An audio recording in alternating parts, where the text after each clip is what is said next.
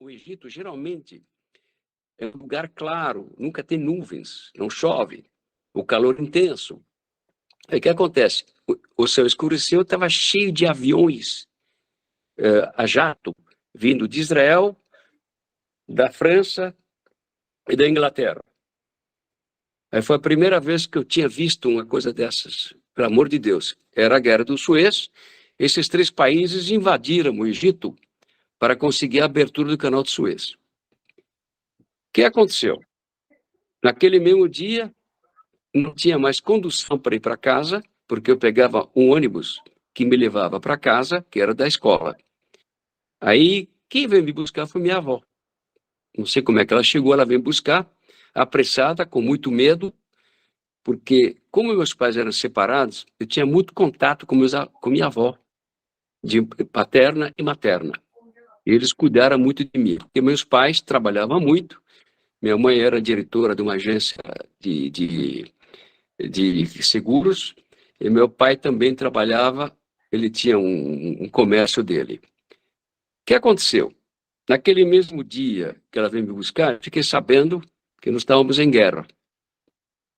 Aí foi uma experiência muito ruim, porque todos os meus amigos que eu tinha na escola estavam apavorados, só que eles não tiveram a minha oportunidade. Eles não tiveram ninguém que veio buscá-los. Eles ficaram ilhados lá. Eu nem sei o que aconteceu com eles. E, por incrível que pareça, quem era meu amigo lá, por incrível que pareça, era o Naji Nahas. Ele estudou na mesma classe que eu, e a gente jogava bolinha de gude e tal. Só que tem o seguinte, eu não sabia que esse Naji seria o que ele é hoje, né? Ele era um cara comum, e existe uma palavra em árabe chamada sha'i. Sha'i quer dizer, é uma criança que não... que faz tudo que é bagunça. Eu, Naji, a gente fazia um pouco de bagunça. E tinha um padre chamado André, que perseguia a gente, porque a escola de padre se apanhava, né? Então, eles tinham um sistema assim de você obedecer ou apanhar. E a gente geralmente não obedecia. E esse padre André um dia pegou uma jarazana seria um, um pau, né, para bater na gente, e eu e o Naja saímos correndo pelo pátio da escola para não ser pegos. Isso eu me lembro muito bem, como uma experiência engraçada. Muito bem. Agora estou falando da escola, Colégio de Frei Bebeluc, e, paralelo à minha escola, tinha o Lycée Français. O Lycée Français era uma escola laica, né?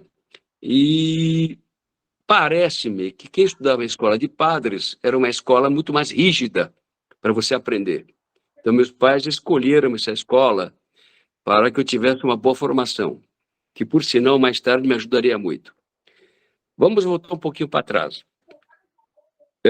Eu passava minhas férias, geralmente quase 2 meses e meio, em Alexandria, em Abukir, e às vezes ia para Ras El Bar.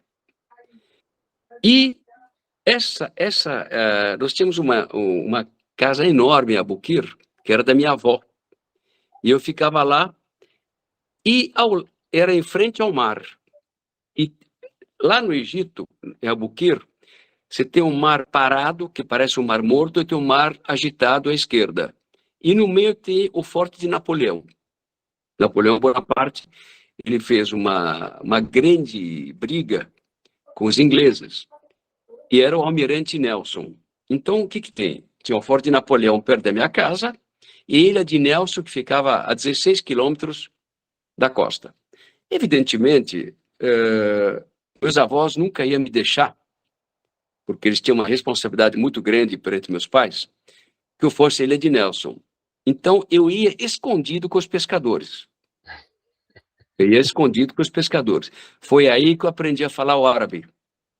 Porque durante esse tempo, porque era todo ano que eu ia lá, 2 vezes por ano, então, automaticamente, com o meu contato com os pescadores, eu ia para a Ilha de Nelson, porque a Batalha de Abukir, Napoleão ele queria conquistar o Egito. E o que aconteceu? Os ingleses não deixaram. Então, os ingleses eram perfeitos navegadores e venceram aquela Batalha de Abukir, afundando todas as galeras do Napoleão. E essas galeras ficaram no mar com os mastros para fora. Então, meu maior prazer era o quê?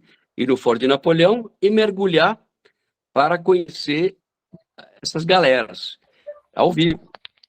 E era tudo escondido, porque um moleque de 10 a 11, 12 anos não podia fazer o que eu fazia. E a minha tia e meus primos, que hoje moram em Israel, aquela coisa toda, eles passavam as férias comigo. Só que eu era um Shai. Shai é um cara que era completamente à vontade, eu não tinha limites, porque eu não tinha meus pais que me comandavam. A um ponto que a minha avó não sabia muito de mim. Então eu tinha uma vida muito livre, muito legal. E isso me deu uma coragem de eu nadar muito. E os meus primos, quando vinham comigo, a mãe ficou sabendo. Ela falou, não, eu não quero que meus filhos andem com Zuki. Zuki é meu apelido. Quem me conhece daquela época me chama de Zuki. Então, o que acontece? Zuki, Shai, Shai, Shaimot. Quer dizer, ele é muito... Eu não quero que meus filhos andem com ele, porque ele é um perigo no mar. Como eu tinha essa liberdade, então eu nadava muito longe. Enfim, eu tinha uma vida totalmente diferente de que quem tem os pais que fica em cima. E o que aconteceu? Um dia desses, tinha uma casa ao lado e tinha um gato. E eu quis seguir o gato. E meus primos vieram comigo.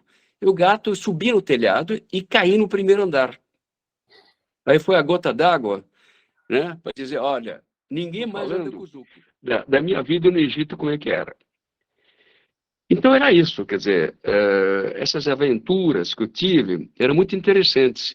Ninguém conhecia ele de Nelson, onde era a base do almirante Nelson na época da Guerra do Napoleão. E no Cairo, aconteceu uma coisa muito engraçada, porque sempre que eu ia para um museu do Cairo, eu perguntava, meu Deus, o Museu do Cairo ficava no Midan Tahrir, que era exatamente onde tinha o Museu do Cairo. E eu chegava lá e falava, meu Deus, o que eu estava vendo, porque eles pegaram 2 embarcações e colocaram lá. E eu tinha 500 embarcações lá no mar, entendeu? Então eu falava, meu Deus, por que eles não põem essas embarcações lá? Mas hoje, essas embarcações estão em Londres. Tiraram de lá. O mundo evoluiu, né? Estou falando de 60 e tantos anos atrás. E o que eu tenho mais para contar? Eu estudei também na escola de Daher. Antes de entrar na escola de Babeluque, estudei no Colégio de La Salle. E eu fiquei interno lá 1 ano. E, evidentemente, eu tinha que participar do catecismo dentro da igreja. Tinha uma igreja enorme lá, participar. E eu tinha um uniforme negro. Olha só que estranha escolha, né? Judeu numa escola em que você frequenta igreja e você se veste de preto. Mas era outra linguagem, era outra cultura, que hoje não seria aceita, evidentemente. E antes de eu entrar nessa escola de La Salle, eu fiquei em uma escola suíça de Madame Aurélie. Essa escola era uma escola assim, top de linha. E quando eu tinha 6 anos, meu pai, te falei, meus pais se separaram. Aí, como eles tinham que trabalhar, me puseram uma escola interna. E cada um casou depois, e cada um pegou seu caminho, né?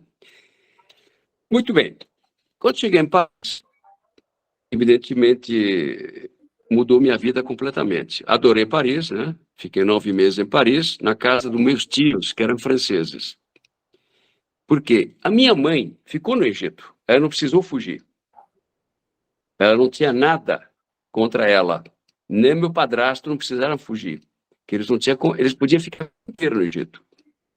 Mas eu estava com meu pai, que meu pai casou antes da minha mãe. Então eu fiquei na dependência do meu pai. Eu fui obrigado a ir embora com meu pai para Paris. E minha mãe ficou no Egito. O que aconteceu no Egito? Durante 3 meses, ela ficou no Egito e falou: tem um país novo que vale a pena ir, que é o Brasil. E quem era primo do meu padrasto era o Jacques Ramoy, que era o pai do Dove. E ele tinha vindo antes da gente aqui no Brasil. E ele que informou que era interessante a gente vir no Brasil. O Brasil era o país do futuro, eles liam aquele livro do País do Futuro, não me lembro direito do nome do autor, mas ele é super conhecido. Stefan E Zweig. essa aqui, exatamente.